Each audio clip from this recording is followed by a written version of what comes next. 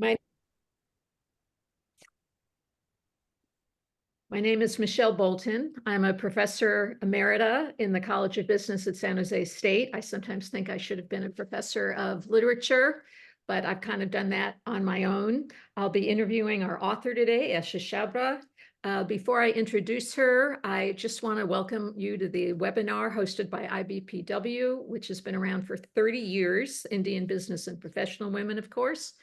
Founded to mentor women to achieve their professional milestones and career goals. IBPW has had a number of really amazing speakers and panelists, some very senior leaders from Fortune 500 companies. I remember very well when Kamala Harris came, she was on a panel, and I was fortunate enough to be on that panel when she was the DA, and I thought, wow, this is such a great and motivating speaker and so intelligent. I hope she continues on in politics. So I was glad to see that she did.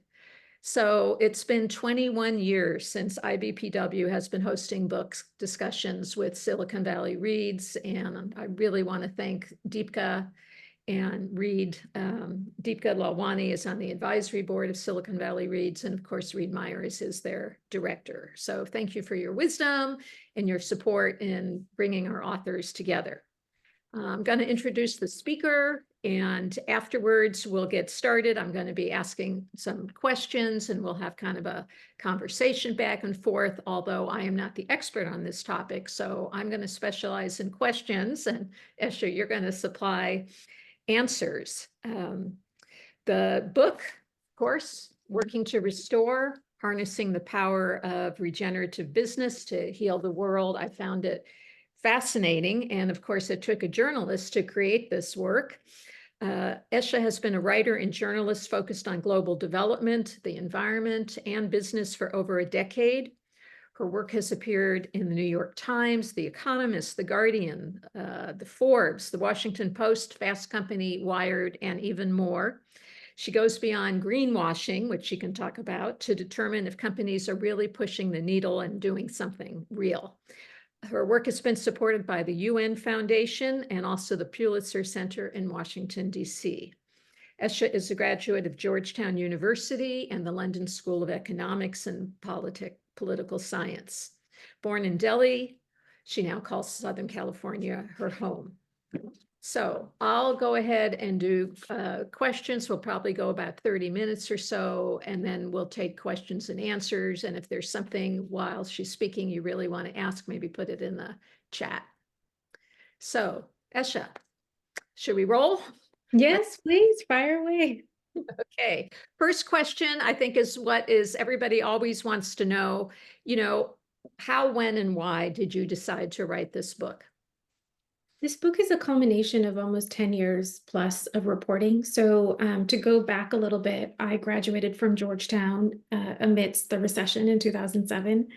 And I was working in DC and doing internships at CNN and CBS and covering political journalism. And I never really found it satisfying. I wanted to write about stories that I felt like mattered and should have been on the front page of newspapers. I was given this fellowship by Rotary, and they had a unique fellowship that allowed you to go do a master's program somewhere in the world and then also get involved with all the humanitarian work that they do.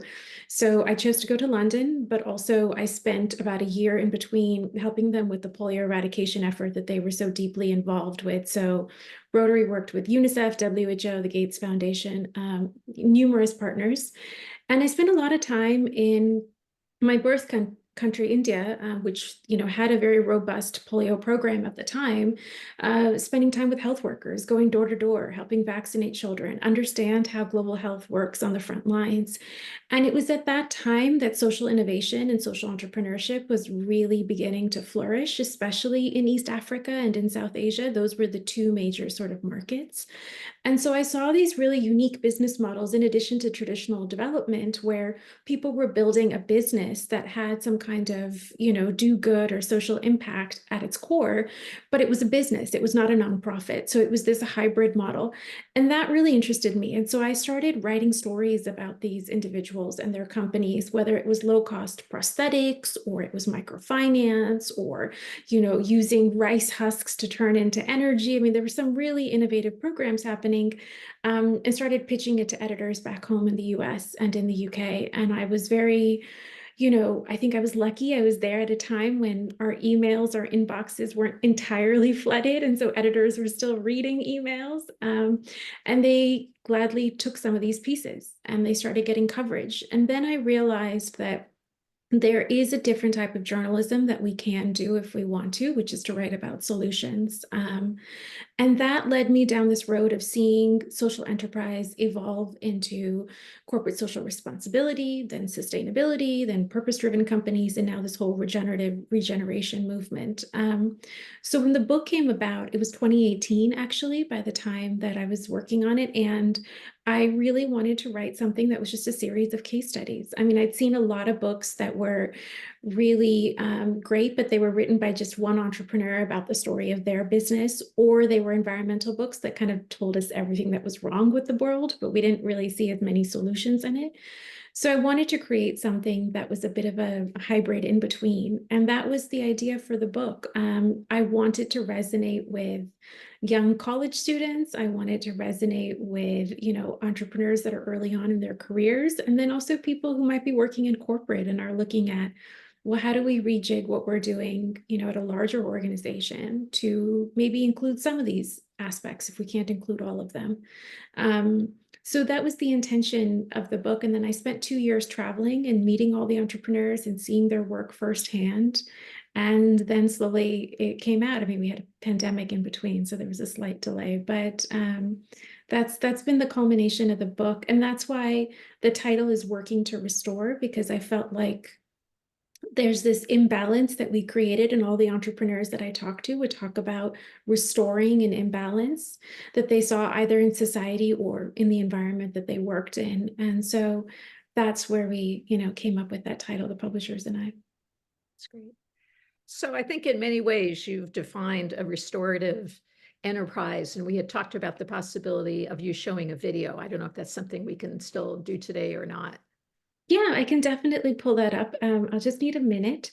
I think it's So really helpful. yeah, no, I can give you a little bit of background and then I can queue up that video for you.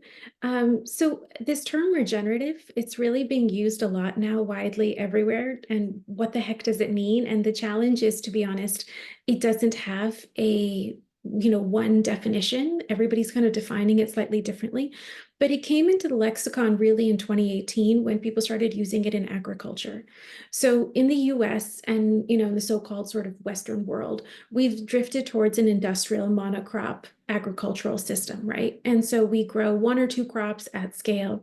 And regenerative was really looking at, well, how do we create more diversity on the farm? How do we do intercropping? How do we do rotational cropping? How do we do rotational grazing, include animals into this whole mix? The fact that going back to a more traditional idea of a farm, but on a larger scale, and looking at soil health. And so I did a lot of reporting around food, and I was talking to these, farmers, and they said, well, regenerate means to bring life into something. And that's why regenerative is more of what's being used to describe this more holistic model, because we've taken the life literally out of some of these ecosystems. And so that idea was then adapted to business, is that sustainability as a word. Also, these entrepreneurs that I talked to for the book all said, we just feel like that's not the word for us. Many of them actually were almost like allergic to it. I mean, they just said, we don't use that word around here at this company. They might use traceability or transparency or something else, but, and then regenerative was the next word that they were leaning towards, because sustainability means to sustain the status quo.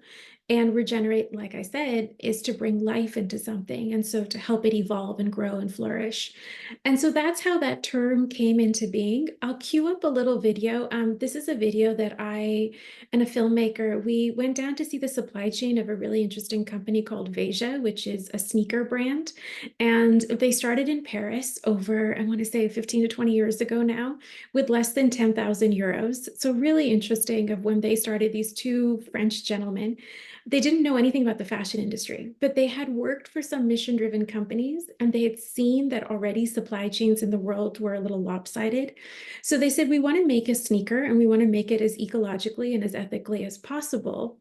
And we want to make it somewhat in the same price range as you would get like a premium Nike or Adidas or one of the conventional brands. And they found Brazil to be the country that they wanted to operate in because it had all the raw materials, but it also had the manufacturing skills and talent that you needed there. And then they ship everything overseas to their fulfillment center in Paris, where again, they could have just used any 3PL company to do their fulfillment. Instead, they said, we're going to work with a nonprofit. And so that nonprofit hires people who come from, marginalized communities or from disadvantaged communities in the neighborhoods of Paris. And now it's grown into a global brand. They're sold all over the world. They've really grown exponentially as a company. And it's a really interesting regenerative model where they thought about every aspect of the business. So who they took money from, they were very clear that they would self-fund this as long as possible. And they've been able to do it now for, 2 decades.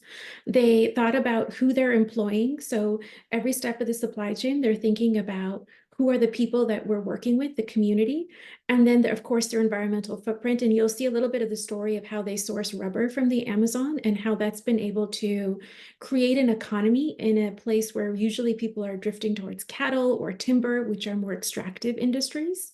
So this is an industry that's keeping these trees upright and it's regenerating, the ecosystem. So give me 1 second. I'm just going to stop my video and I will cue this up.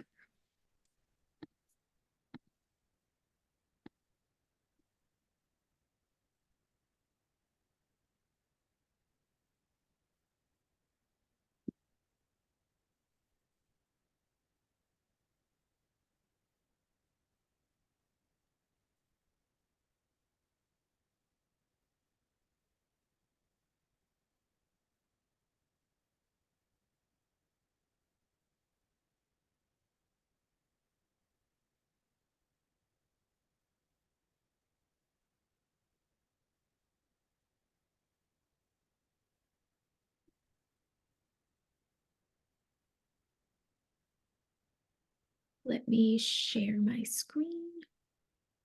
Here we go.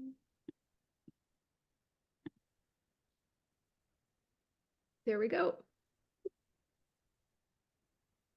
Started thinking about what kind of products we buy, what kind of society we live in, what is capitalism, what could be capitalism.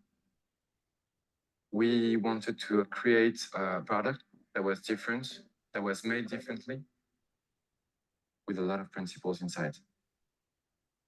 And we thought if we wanted to change something, we had to create a company.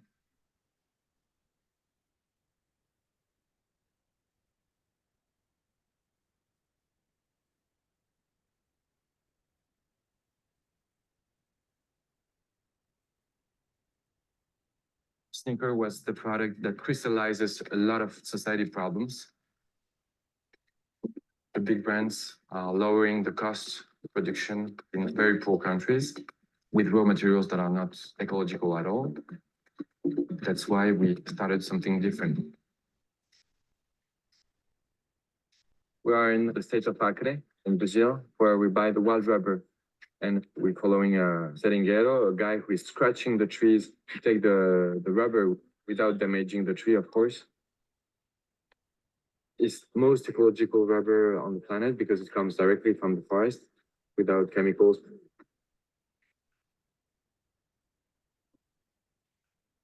We buy this wild rubber to put in every single sole of Veja sneakers. We buy almost 200 tons a year on fair trade principles, almost 3 times what is worth on the market. This is approximately 1 pair of shoes.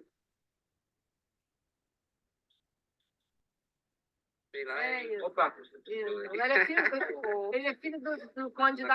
The innovation of Veja's work with the rubber tappers here in the Amazon is dialogue.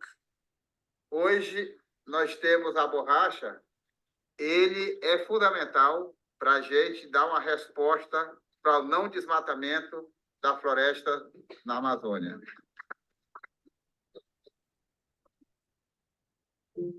The biggest enemy in Amazonia is cattle. They are cutting the forests to have cattle there, to increase their revenues, their quality of life, how to give new alternatives to cattle. This is the key. We try to say to the seringueiros, you're going to make more money to take rubber from the trees than to cut down the forest. Because those guys, they can be the destroyers of the forest, or they can be the guardians of the forest.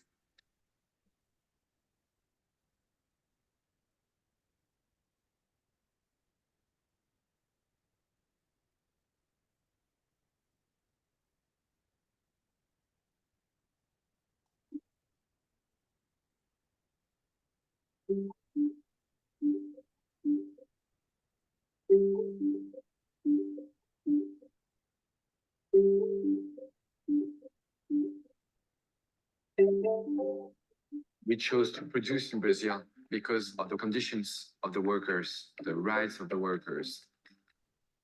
They are paid a decent wage. So at the end of the day, a Veja sneaker costs 4 to 7 times more than a common sneaker to manufacture. But for the public, it's almost the same price of a common sneaker.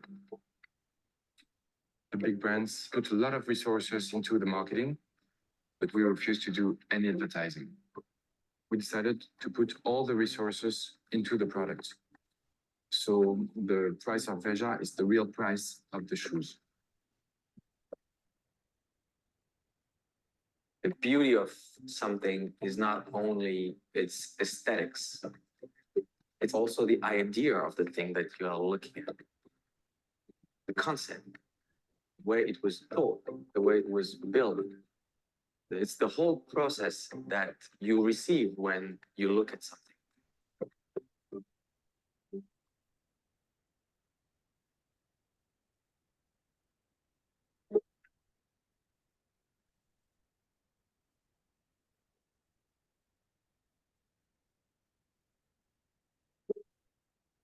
This is my favorite place in the world. Forest.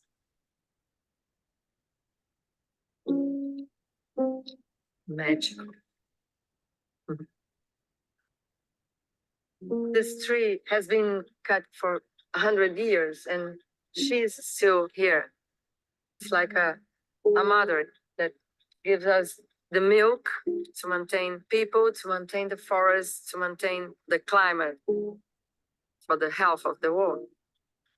This tree is very important for this.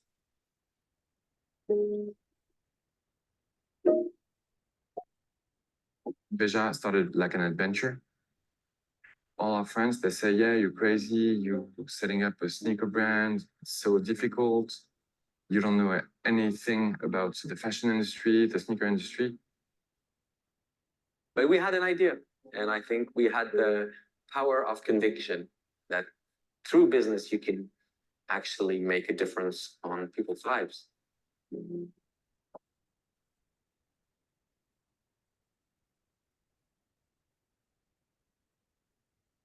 Thank you, Esha. That's really interesting. You know, it causes me to maybe put two questions together at once. And one is, you know, relate this to the average consumer or would-be entrepreneur, and particularly women. Like, what is the impact of gender on regenerative businesses? I've been involved with Kiva for many, many years, and, you know, the concept of microfinance and, you know, how can people who have an idea but maybe not access to capital or the kind of expertise that is needed to, even if you had the capital, figure out those factories? Talk about the relevance, to quote the average consumer and entrepreneur. So specifically women or all consumers? Probably all, and then anything you want to say, because, who is sponsoring today is maybe talk a little bit about women. I think for all consumers, if you're interested in building a business like this, there's far more support today than there was 10 to 15 years ago when I started writing about this. I think Seb and Francois that you saw in the video of Asia, they just started with 10,000 euros. I mean, that's a very modest sum between two people to split it. The thing is, are you ready for the long haul? It's taken them 2 decades to now build a global brand that's worth tens of millions of dollars. And so that's the sacrifice, that if you're willing to do that, of course, there are faster ways that you can do it because there's far more VC capital and financing available for these kinds of ventures. Many entrepreneurs are actually kind of weighing the benefits and the pros and cons of both sides of it, right? So you can either take it quickly and you can raise a lot of capital from impact investors, but then you realize that you're giving up control, and you may give up control also on like the regenerative aspect of your business because you do need to grow it quickly. But I think to do it as authentically as Veja has done, and as some of the other companies in the book have done, it is a long-term game. And I think that's a very different mindset. So you need to have that mindset and understand that it's not going to happen overnight. So I think that that's one important distinction from a consumer standpoint. If you want to purchase these products or support these products, one of the most common criticisms is that they can be a little bit pricey or premium. And I think that more and more brands are aware of that now, and they're trying to find a middle ground. I mean, that's a very broad discussion that we can get into if you want, but about how we value things, about the price of things. The reason why we have really cheap stuff is because there is a cost to that. That cost is human capital and environment often.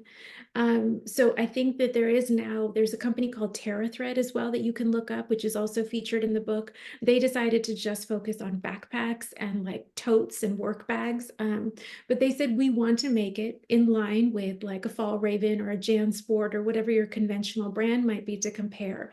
So there are people out there that are very mindful of this. In terms of women, there's a whole chapter in the book that's devoted to women and women in the supply chain. I think there's so many opportunities in all of these companies to have an impact for women on both levels. So one is at the supply chain level, at the community level, but also at the more corporate or executive level. For women, the book looks at a company called Nisolo, for example, which is also in footwear. They're based out of Tennessee. They've been doing this for more than a decade as well. And they have invested so much in a supply chain of women to help make leather shoes in South America, which is an industry that women were never a part of that dialogue. I mean, that was not something that they would traditionally do.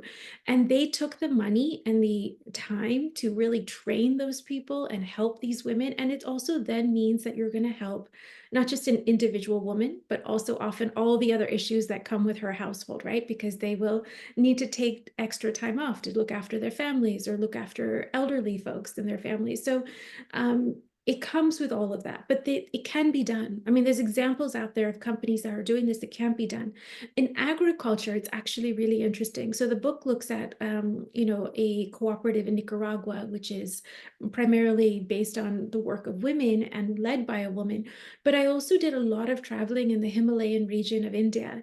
And I would meet these women, and they were just the backbone of their little small farms. And that's because men had left to go to the cities to do, day work or labor work. And these women were really the backbone of their societies. And they were the ones that were helping us make this transition also to whether you want to call it regenerative farming or organic farming. But they were the ones who had that knowledge. And they're the ones that are going to carry that knowledge forward through the next generations as well. So there's a lot of opportunities to support women in different ways. There's another company that's I'm going to be speaking about in a week at a TED event in Bombay called Jaipur Rugs, which has been studied by various universities here in the US. Really remarkable example, started by a gentleman in India in 1978. So this man was doing it long before it was trendy, but he, has invested in rug weavers in Rajasthan and Gujarat, 2 states in India. Many of them are women. And you go and you meet these people firsthand, and you see them, they're getting up in the morning and they're working like 4 a.m. to 8 a.m. so that they can then spend the day taking care of their families. And then they come back in the evenings and they work in the evenings because the company has allowed for that structure to happen, right? So as a company also, you have to understand that when you're engaging women like this, are you willing to be flexible? Are you willing to incorporate their needs? And then lastly, the other example in the book is Divine Chocolates, which is very interesting in the cocoa industry. Again, often, you're dealing with a male-dominated kind of top-tier leadership. They made specific allocations saying that we're going to have women in these leadership roles, gave them the support, the training, the encouragement to make it happen. And now they've put them, not only just as a board representative within Divine, but like brought them to international events, given them that exposure and given them that confidence to then go back to, the native country, whether it's Ghana or elsewhere that they source from, and say that this is something that women can do. So other women then follow in the example.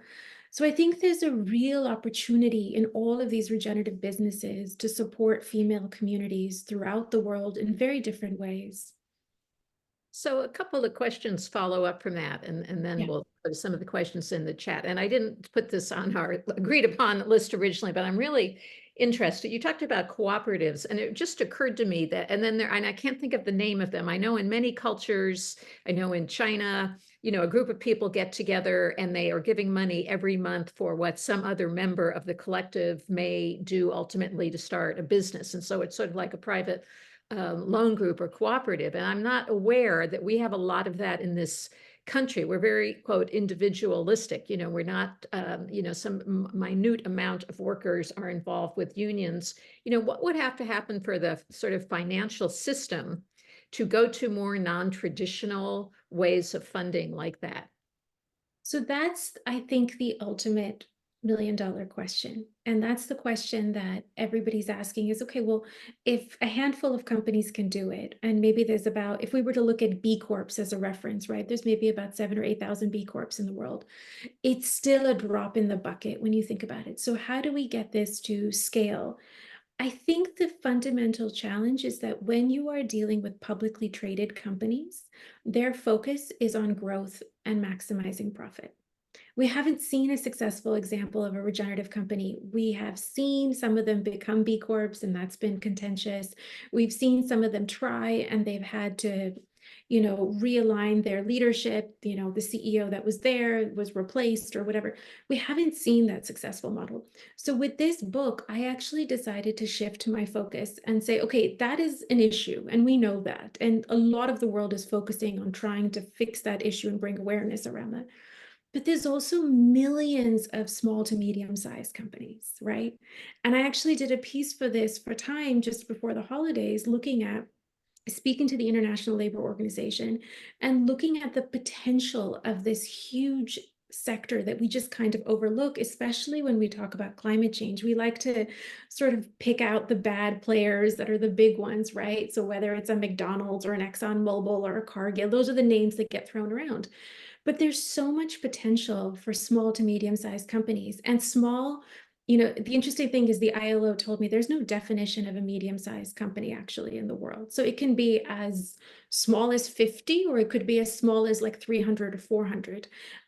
So you have immense impact. If you're an entity of 400 employees, 200 employees, you're having impact through that. And I think that's where we need to focus our efforts. And these companies can take more risks. They can take on funding that is much more in line with their values. They can think about a long-term game. And most of the entrepreneurs in the book that I talked to, they all shared with me their finance story, whether or not it ended up in the book. But for example, like Vivo Barefoot, which is another shoe company, there's a lot of shoe companies in the book. They decided very early on that they were going to be very mindful with the amount of money that they took. And they've been around for over a decade now, and they've taken about $5 million, which in the world of D2C fashion is like very small.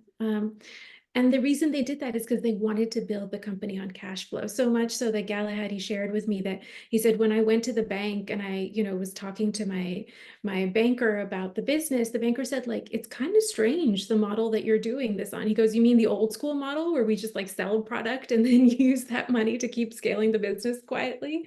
Because the traditional media also, and I mean, that's part of my industry, we celebrate the big fundraisers, right? We celebrate the $100 million, the 50 million, whatever you want to call it.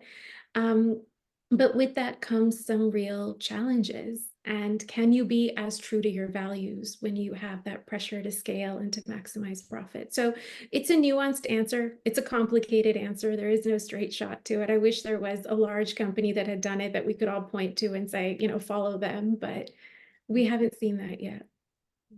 You know, it's so funny. It's timely because I don't know if you saw this over the weekend. Trump launched his $399, you know, vibrant gold high top sneakers. And I'm certain that they are not taking into consideration any child labor. I don't know where they have been sourced and what kind of things they've been doing, but certainly he's not a quote impact investor unless the, you know, impact is for him and his family. So I guess with all of the different challenges, my final question is, you're an optimist. So what is it that you predict about the future and what makes you optimistic about this, given there's an sort of an uphillness to it between the media, the traditional finance structure, global economy, et cetera? What makes you an optimist about this?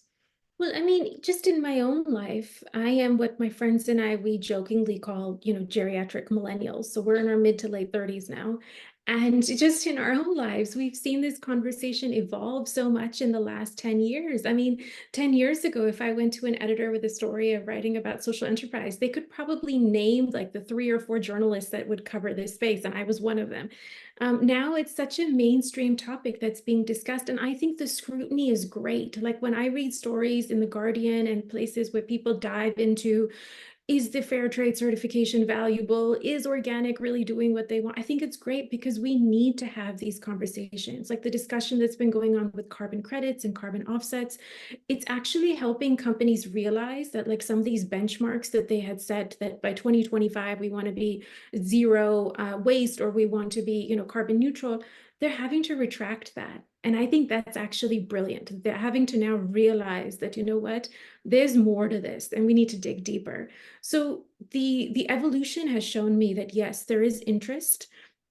I also see so many young people in their 20s, in their late teens, who are so passionate about this topic. I mean, the number of sustainable business programs around countries at universities has proliferated. There's so many environmental groups now.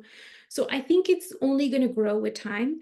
And the other interesting thing is that, you know, I've been spending the last few weeks actually talking to a lot of farmers and ranchers, doing a piece around cattle farming in the US for Time.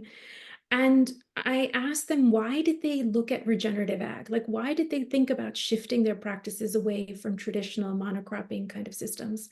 And they said it's economics. Like, we're seeing better yields, we're seeing better results, we're seeing that it's less antibiotics we have to buy, less feed we have to buy, less pest control we have to buy.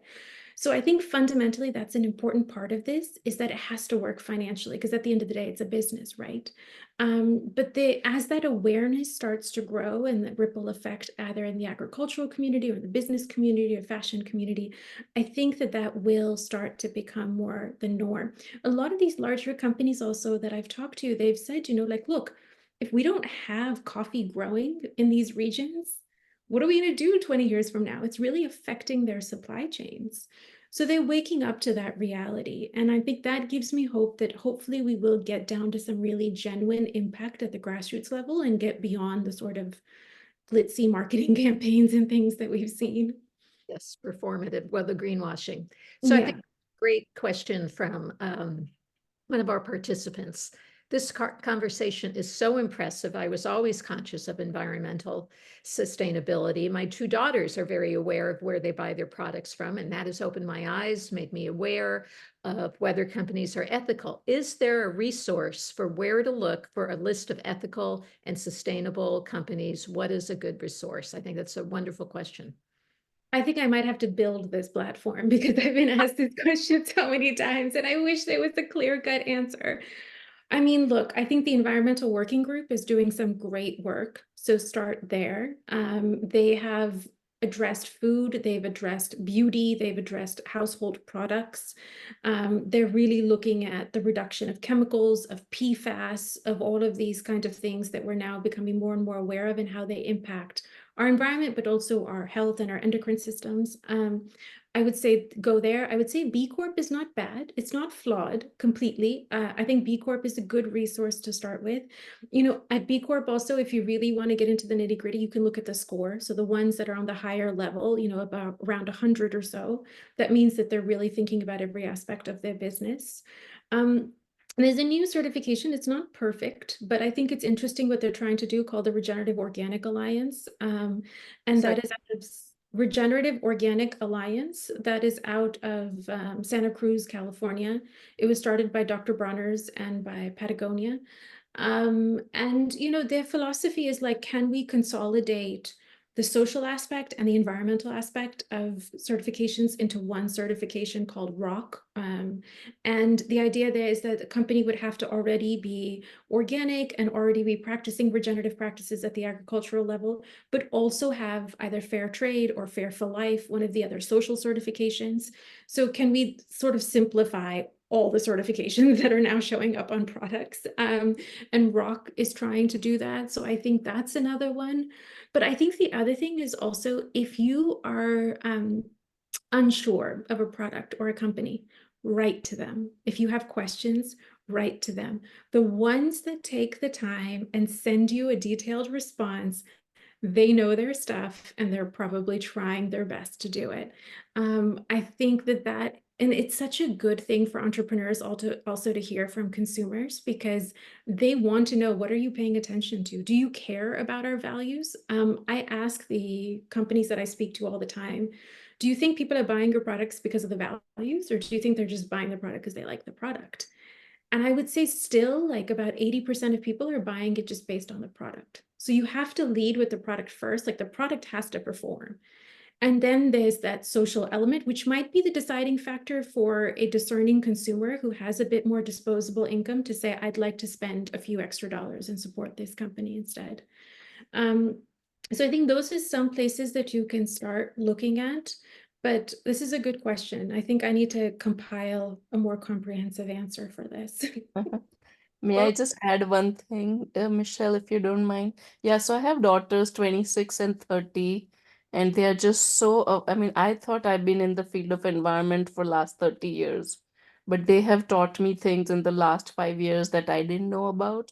And so they stopped buying anything on Amazon. They will look up a product and then go to the source. And they've like banned certain companies, and they would tell me these are not ethical. So I don't know where they get all their resources from, but I kind of just follow them, and then when I read, it's very eye-opening. So I really applaud you for taking this on because definitely near to my heart. Thank you. Esha, what are you working on next? Or working on currently for next? I'm doing more reporting work to get this message out, trying to define regenerative in different industries. I've been working on several pieces for like Vogue Business and the fashion industry, working with Time on some of the other stuff. Going to do more regenerative ag reporting. I think that's really interesting. But I also have the paperback coming out next month. I'm going to Bombay to give a talk in South Asia at their largest TED event. I gave a TED talk that will be now on YouTube starting next month as well, which hopefully will help people understand this. So just spreading the word on this book. And also in the process, it's been interesting. In 2019, started a company myself with a girlfriend, and we have our own little tea brand. And it was a culmination of having years of working in the industry and wanting to put our values into action. So it's been really interesting to see it from the other side of building a company and how difficult it is. It's given me a lot of empathy for entrepreneurs. I mean, I was always understanding of the challenges that they face, but you know, like packaging is one thing that just drives us up the wall. So we use a compostable stand-up pouch. but it's not perfect. And there's so much innovation to be done in that, in packaging. So we have a company that we work on as well. That's our second job that we do. And I hope to continue writing on this subject matter and, talking to communities and sharing it. I've been talking to a lot of business schools and colleges, and so sharing it with them, because I know a lot of young people are interested in working for companies like this. They really want their work to be meaningful if they're going to spend 9 to 5 at it. Right. That's right. Rupal, you want to ask your other question? No, I'm just impressed, and I think I'm gonna tell my daughters to read about it because they are right now both in traveling in South America and just kind of exploring sustainable things and just living off the grid. So this is very fascinating and eye-opening for me. And you had asked also about why Amazon, are they particularly bad relative to any other retailers online or otherwise, or is just that the massive volume is so great that they don't track, maybe don't care to track these kinds of things? I mean, the challenge with Amazon is twofold. So one is, if you're a small business, like all businesses practically now sell on Amazon because that's where consumers are. So you need to be on it. It's a bit of a catch-22 to get the customer. But as a small business, you're losing out on a fair amount of profit by being on Amazon because they do take a cut. The delivery is not so great. I mean, you're getting perhaps a paper box. It might also be that, plastic bag they still use. And it's not really something you have control over. And obviously the questions around the ethics of the company at the corporate level. That said, I remember having done the talk, I think it was the talk I did at TED, and their director of sustainability came up to me afterwards and said, what else can we do? How can we improve? And I think that if we can get an Amazon to change their ways, the impact of that is really incredible. There's kind of two schools of thoughts in this space. Some people want to stay really, really pure, and therefore then inherently usually stay small or medium-sized. And then there are those who are like, okay, maybe we need to talk to the Amazons, the Walmarts, the Cargills, and engage with them and see how we can get them to shift. Because if they shift, it's a huge ripple effect. I mean, imagine all the plastic we would save if Amazon just changed their packaging, just that, forget about the carbon emissions of the delivery and all that stuff. But I think so there's something to be said, and I think the older that I get and the more I've done reporting on this space, I've also realized that there is value in having conversations with these larger entities and trying to get them to shift on one or two things. It was really interesting. I was talking to a gentleman just last week who created this series called Carbon Cowboys, where he's been going around the country and interviewing ranchers. And he raised money. He's a professor at Arizona State University, a professor of practice who specializes in sustainability. And he actually raised money for his nonprofit from McDonald's and Cargill and some of these kind of, less than desired corporations to support research that looks at regenerative ag in the beef industry. Because he's like, they give me money. They have no say in how we do this research. But if we can show them that, look, there's a better way to do it and it works with your economics, then maybe they'll decide to do it. And that's how we change things. So, there's two sides to that coin, I would say. Well, I really want to thank you, not just for coming out today, but for a lot of research and passion that has gone into this. And, we can look at, should you reform from the inside and talk to the big guys, or do you reform from the outside? And obviously reform can come from all kinds of different places. And Reed and Deepka, thank you again for setting this up. I think this is invaluable. And, I'm a kind of a 60s person, so we always called it consciousness raising. And so I'm delighted to hear that you're just going to continue to be doing more consciousness raising, because that's what it's all about. So thank you. Thank you so much for having me. Take care. Thank you both so much. Have a great afternoon. Stay warm and dry. Thank you. Thank you, Michelle. Thank you so much. Thank you, Esha. Thank you. Thanks, Deepka. Bye-bye, everybody.